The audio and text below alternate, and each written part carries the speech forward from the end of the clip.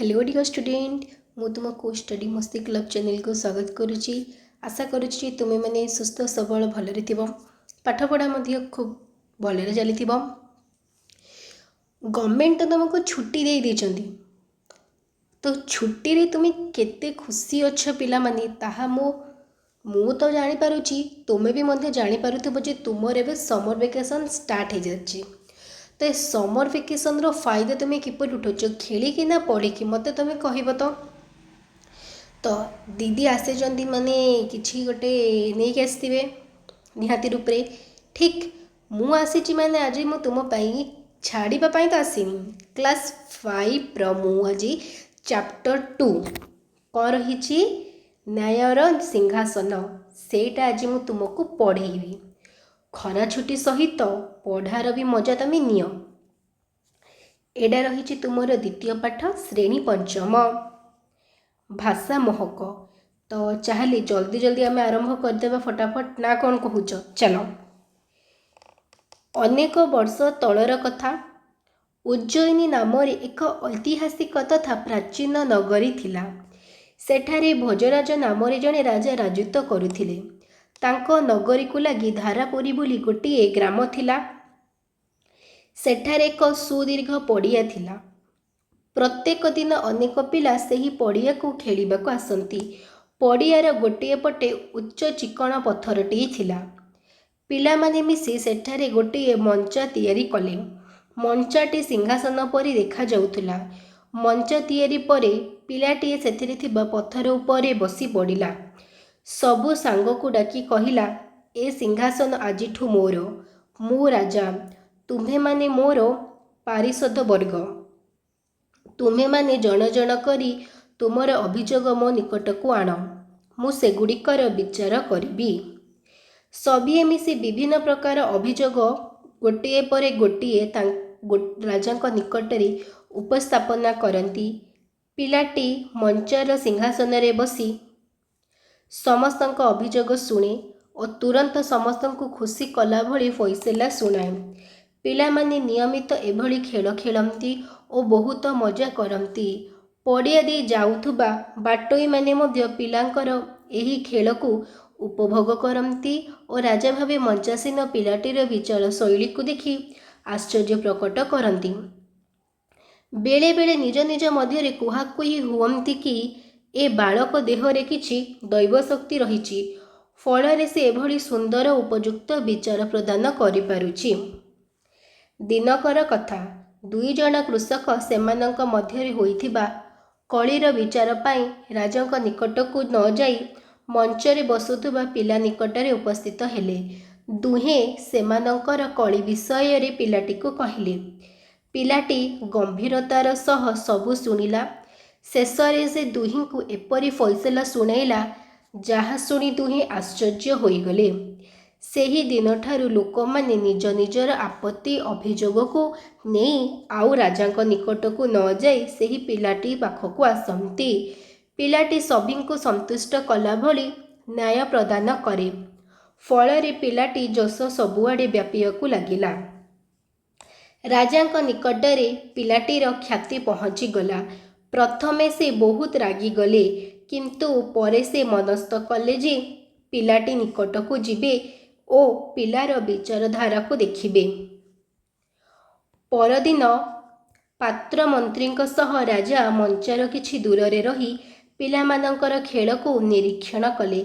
से पिलाटीर बुद्धिमत्ता और न्याय प्रदान शैली को बहुत प्रशंस कले। मंत्री को पाखक डाकी कहिले, सतरे ए पिला बड़ बुद्धिमान, ता विचारधारा को मानिबाकू पड़िबो। एते छोट बयस रे से जो न्याय विचार करुची बड़ माने मध्य ता निकटरे हार मानिबे। एही समय रे जणे पारिषद कहिले, हजूर ए पिला तो नीति मंचरे बसुथुबा पिला नुही। प्रतिदिन मंचरे बसुथुबा पिला ज्वरे आक्रांत होइतिबा जोगु ता स्थान रे ए पिला मंचासीन होइची। राजा कहिले, तेबे एहा तो बड़ आश्चर्य कथा। जहा भी हेउ एही मंचा सिंहासन रे निश्चिंत किछि चमत्कारिता अछि, मु एहाको परीक्षा करिबी। राजा तत्क्षणात ସେହି ମଞ୍ଚା ତଳକୁ ଖୋଳିବାକୁ ଆଦେଶ ଦେଲେ। ଖୋଳୁ ଖୋଳୁ ମଞ୍ଚା ତଳୁ ଏକ ସୁନ୍ଦର ଚନ୍ଦ୍ରକାନ୍ତ ପଥରରେ ତିଆରି ରତ୍ନ ଖରିଚ 32ଟି ପୁତଳିକାଯୁକ୍ତ ସିଂହାସନ ଦେଖିବାକୁ ପାଇଲେ। ସିଂହାସନର 4ଟି ଗୋଡ଼ରେ 4 ଜଣ ଦେବଦୂତଙ୍କ ମୂର୍ତ୍ତି ଖୋଦେଇ ହୋଇ ସିଂହାସନରେ ଶୋଭା ବର୍ଦ୍ଧନ କରୁଥିଲା। ମାଟି ତଳୁ ସିଂହାସନ ମିଳିବା କଥା ପବନ ବେଗରେ ଚାରିଆଡ଼େ ବ୍ୟାପିଗଲା। ହଜାର ହଜାର ଲୋକ ସିଂହାସନ ଦେଖିବାକୁ ଭିଡ଼ ଜମାଇଲେ। ଜଣେ ବିଦ୍ୱାନ ପଣ୍ଡିତ ସିଂହାସନ ଦେଖି କହିଲେ, ଏହା ସାଧାରଣ ସିଂହାସନ ନୁହେଁ, ଏହା ବହୁ ବର୍ଷ ପୁରୁଣା ରାଜା ବିକ୍ରମାଦିତ୍ୟ ସିଂହାସନ। ଏହା ଉପରେ ରାଜା ବିକ୍ରମାଦିତ୍ୟ ଉପବେଶନ କରି ସତ୍ୟ ଧର୍ମ ନ୍ୟାୟର ବିଚାର ପ୍ରଦାନ କରୁଥିଲେ, ସୁତରାଂ ଏହା ଏକ ନ୍ୟାୟର ସିଂହାସନ। ଏହା ଶୁଣି ରାଜା ଆଦେଶ ଦେଲେ, ତୁରନ୍ତ ଏ ସିଂହାସନକୁ ରାଜଦରବାରକୁ ପ୍ରେରଣ କରାଯାଉ। ଏହା ଉପରେ ମୁଁ ବସିବି ଓ ପ୍ରଜାଙ୍କ ଆପତ୍ତି ଅଭିଯୋଗର ଫଇସଲା କରିବି। ତାର ପରଦିନ ରାଜା ଉତ୍କଣ୍ଠାର ସହ ସିଂହାସନରେ ବସିବାକୁ ଉଦ୍ୟତ ହେଉଥିଲା ବେଳେ ହଠାତ୍ କାହାର ଏକ ଶବ୍ଦ ଶୁଣାଗଲା, ରହିଯାଆନ୍ତୁ ରାଜା। ରାଜା ଚାରିଦିଗକୁ ଚାହିଁଲେ, କେହି ନାହାନ୍ତି। ସେ ପୁନର୍ବାର ସିଂହାସନରେ ବସିବାକୁ ଆଗେଇ ଯାଆନ୍ତି। ପୁଣି ସେହିପରି ଶବ୍ଦ, ରହିଯାଆନ୍ତୁ ରାଜା ବୋଲି ଶୁଭିଲା। ଏଥର ରାଜା ଆଶ୍ଚର୍ଯ୍ୟ ହୋଇ ଦେଖିଲେ, ସିଂହାସନର ଗୋଡ଼ରେ ଖୋଦିତ ଗୋଟିଏ ପୁତଳିକା ତାଙ୍କୁ ଏକଥା କହୁଛି। ପୁତଳିକା ପୁଣି କହିଲା, ରାଜା, ଆପଣ କ'ଣ ଏ ସିଂହାସନରେ ବସିବାକୁ ଯୋଗ୍ୟ? ଆପଣ କ'ଣ ଦୃଢ଼ତାର ସହିତ କହିପାରିବେ କି ଜୀବନରେ କେବେ ଚୋରି କରିନାହାନ୍ତି? ରାଜା ଲଜ୍ଜାର ମୁଣ୍ଡ ତଳକୁ କଲେ, କାରଣ ତାଙ୍କ ମନେ ପଡ଼ିଲା ସେ କିଛି ବର୍ଷ ତଳେ ତାଙ୍କର ଜଣେ ପାରିଷଦକୁ ଜମିକୁ ଜବରଦସ୍ତ ହଡ଼ପ କରିଥିଲେ। ପୁତଳିକା ପୁଣି କହିଲା, ଆପଣଙ୍କୁ ଏ ଚୋରି ଅପରାଧରୁ ମୁକୁଳିବା ପାଇଁ 3 ଦିନ ଧରି ପୂଜା ଅର୍ଚ୍ଚନା କରି ପ୍ରାୟଶ୍ଚିତ କରିବାକୁ ପଡ଼ିବ। ଏହା କହି ପୁତଳିକାଟି ଡେଣା ହଲାଇ ସେଠାରୁ ଉଡ଼ିଗଲା। ରାଜା ପୁତଳିକାର କଥାନୁସାରେ 3 ଦିନ ଧରି ପୂଜା ଅର୍ଚ୍ଚନା ଉପବାସ କରି 4ଥ ଦିନ ସିଂହାସନରେ ବସିବାକୁ ଗଲେ। ହେଲେ ଏ କ'ଣ? ପୁଣି ଦ୍ୱିତୀୟ ପୁତଳିକା କହିବାକୁ ଲାଗିଲା, ରହିଯାଆନ୍ତୁ ଆଜ୍ଞା, ଆପଣ ଦୃଢ଼ତାର ସହିତ କହିପାରିବେ କି ଜୀବନରେ କେବେ ମିଛ କହିନାହାନ୍ତି ବୋଲି? ରାଜା କହିଲେ, ମୁଁ ତ ପିଲାବେଳେ କୌଣସି ନା କୌଣସି ଅସୁବିଧାରେ ପଡ଼ିଥିଲା ବେଳେ ମିଛ କହିଦେଇଥାଏ। ଦ୍ୱିତୀୟ ପୁତଳିକା ରାଜାଙ୍କର କଥା ଶୁଣି ଡେଣା ହଲାଇ ଆକାଶକୁ ଉଡ଼ିଗଲା। ରାଜା ପୁଣି 3 ଦିନ ଧରି ପୂଜା ଅର୍ଚ୍ଚନା ଓ ଉପବାସ କରିବା ପରେ ସିଂହାସନରେ ବସିବାକୁ ଗଲାବେଳେ ତୃତୀୟ ପୁତଳିକା ରାଜାଙ୍କୁ ପୁଣି ଅଟକାଇ କହିଲା, ସିଂହାସନରେ ବସିବା ପୂର୍ବରୁ କୁହନ୍ତୁ, ଆପଣ କାହାକୁ କେବେ କ'ଣ ଜୀବନରେ ଆଘାତ ପହଞ୍ଚାଇ ନାହାନ୍ତି? ରାଜା ଏହା ଶୁଣି ପଛକୁ ଘୁଞ୍ଚିଗଲେ। ତୃତୀୟ ପୁତଳିକା ମଧ୍ୟ ଅନ୍ୟମାନଙ୍କ ପରି ଡେଣା ହଲାଇ ଉପରକୁ ଉଡ଼ିଗଲା। ରାଜା ପୂର୍ବଦିନ ପରି 3 ଦିନ ଧରି ପୂଜା ଅର୍ଚ୍ଚନା ଉପବାସ କଲେ। ପୂଜା ଶେଷରେ ସେହି ସିଂହାସନରେ ବସିବାକୁ ଉଦ୍ୟମ କଲାବେଳେ 4ର୍ଥ ପୁତଳିକା ବାହାରି ପଡ଼ି କହିଲା, ରହିଯାଆନ୍ତୁ ରାଜା, ଯେଉଁ ପିଲା ଏ ସିଂହାସନରେ ବସୁଥିଲା ସେ ଅତ୍ୟନ୍ତ ସରଳ ନିଷ୍ପାପ ଥିଲା। ତା ମନ କଳୁଷିତ ନଥିଲା। ତୁମେ ଯଦି ନିଜକୁ ଯୋଗ୍ୟ ବୋଲି ମନେ କରୁଛ, ତେବେ ଏ ସିଂହାସନରେ ବସିପାର। ରାଜା ବହୁତ ସମୟ ଧରି ଭାବିବାକୁ ଲାଗିଲେ। ନିଜେ ନିଜକୁ କହିଲେ, ଯଦି ଗୋଟେ ସାମାନ୍ୟ ପିଲା ଏ ସିଂହାସନରେ ବସିପାରୁଛି, ତେବେ ମୁଁ ରାଜା ଭାବେ ତ ଅଧିକ ଯୋଗ୍ୟ। ପୁଣି ମୁଁ ଧନବାନ, ବଳବାନ ଓ ବୁଦ୍ଧିମାନ। ଏଣୁ ମୁଁ ଏ ସିଂହାସନରେ ବସିବାକୁ ଅଧିକ ଉପଯୁକ୍ତ। ଏହା ଭାବି ସିଂହାସନରେ ବସିବାକୁ ଅଗ୍ରସର ହେବା ମାତ୍ରେ 4ର୍ଥ ପୁତଳିକା ସିଂହାସନର ସହିତ ଆକାଶ ମାର୍ଗକୁ ଡେଣା ହଲାଇ ଉଡ଼ିଗଲା।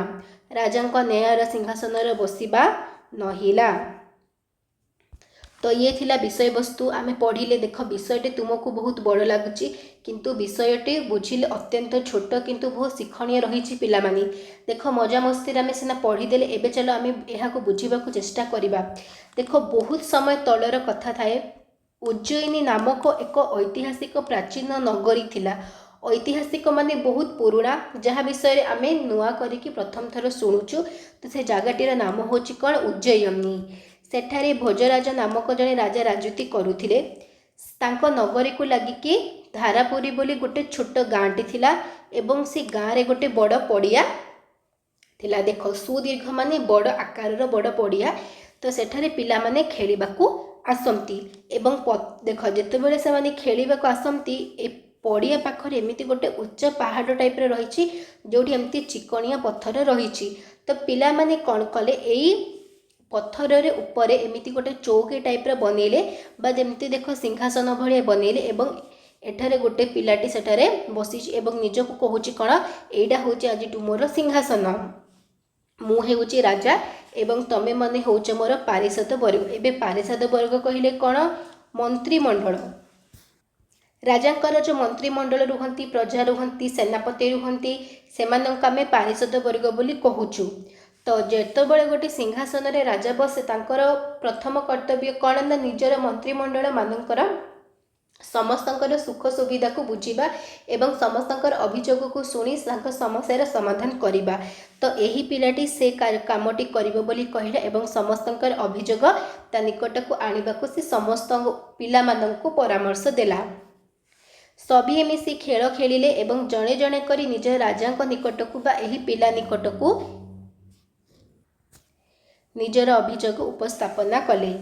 पिलाटी मंचरे बा एही जो मंचर होची माने जो सिंहासन रे बसिकी समस्तंकर अभियोग शुणे एवं तुरंत समस्त को खुशी कला भली अंतिम फैसला करे एवं शेष फैसला करे जहाँ को समस्ते मानती।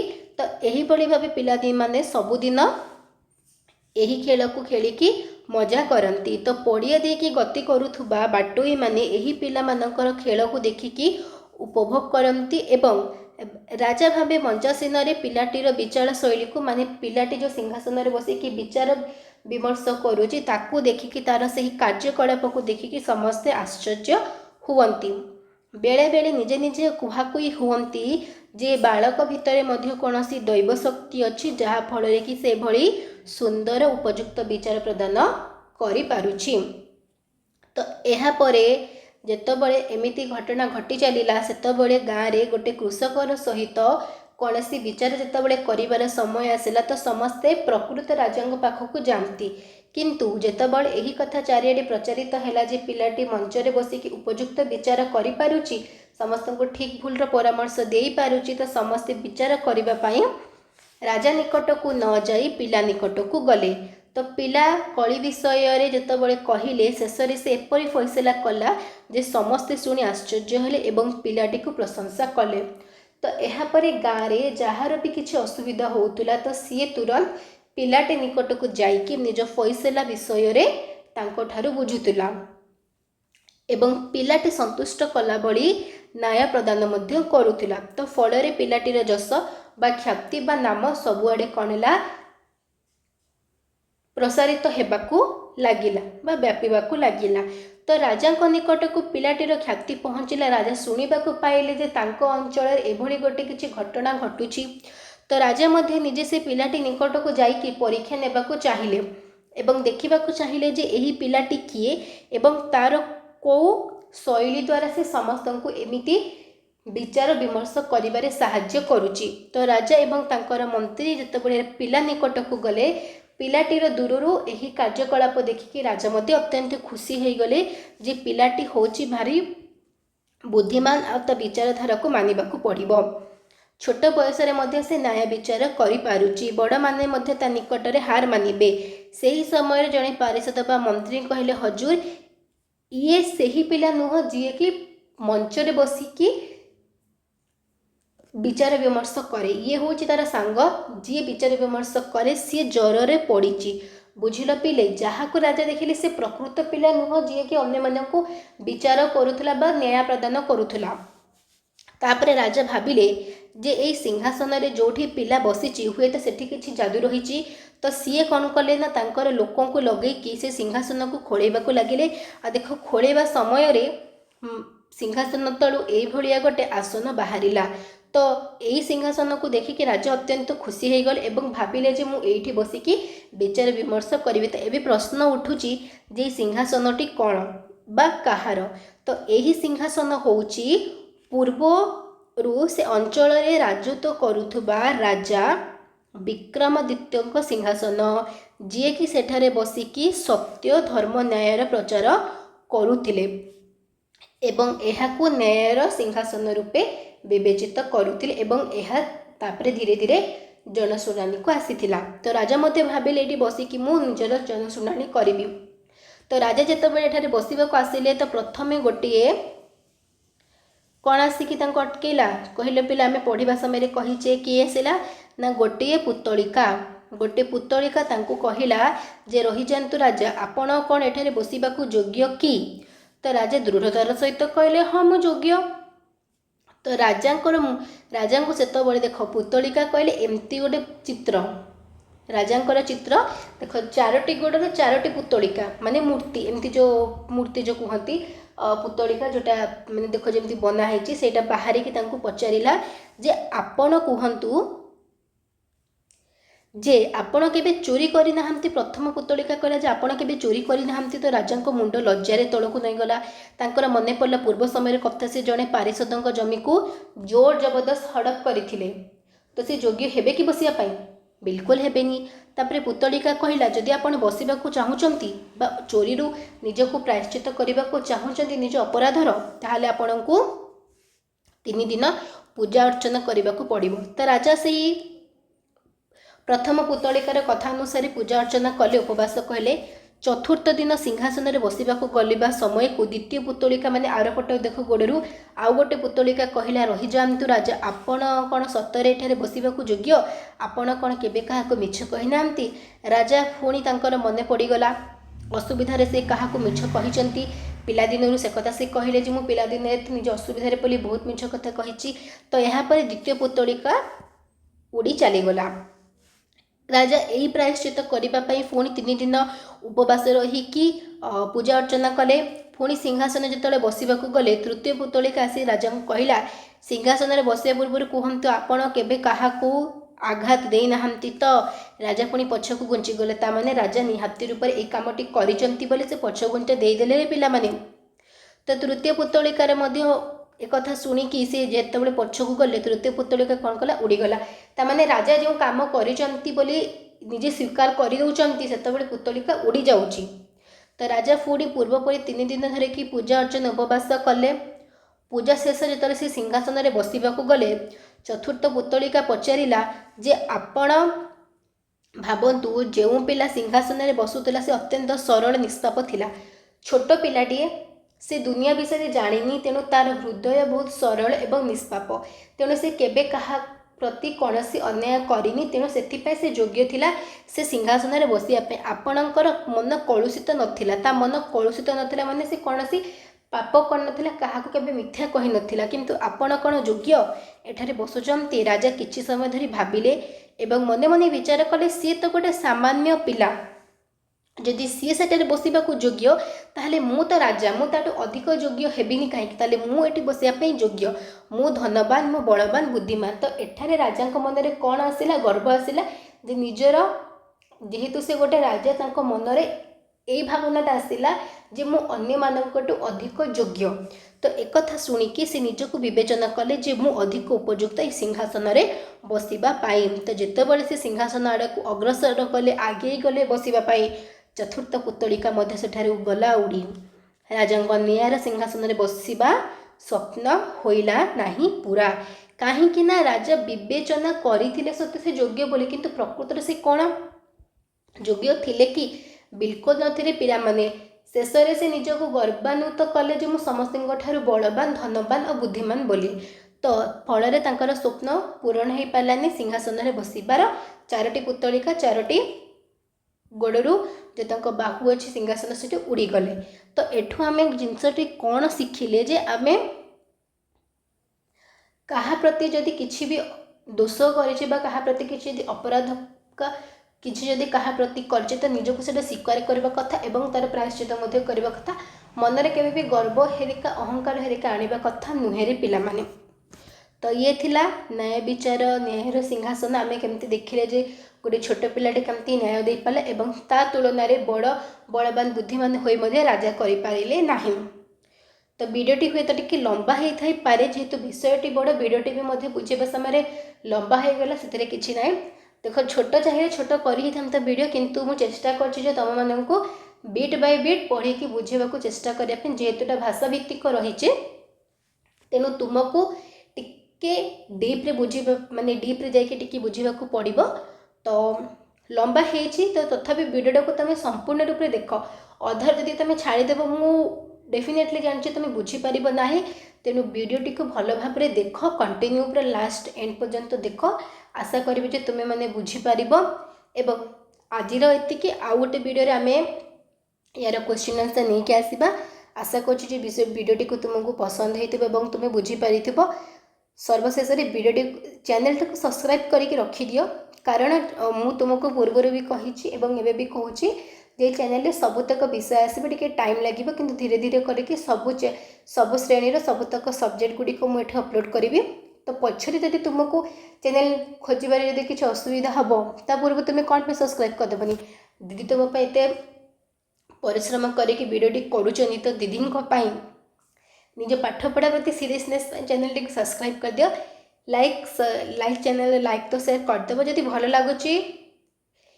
निहाती रूप से गोटे कमेंट करदे कौन तुमको भल लगुनि चेंज करने चाहूँ से भी तुम्हें कमेंट मध्यम कहीपर तो आज ये देखा आ गोटे वीडियो रही।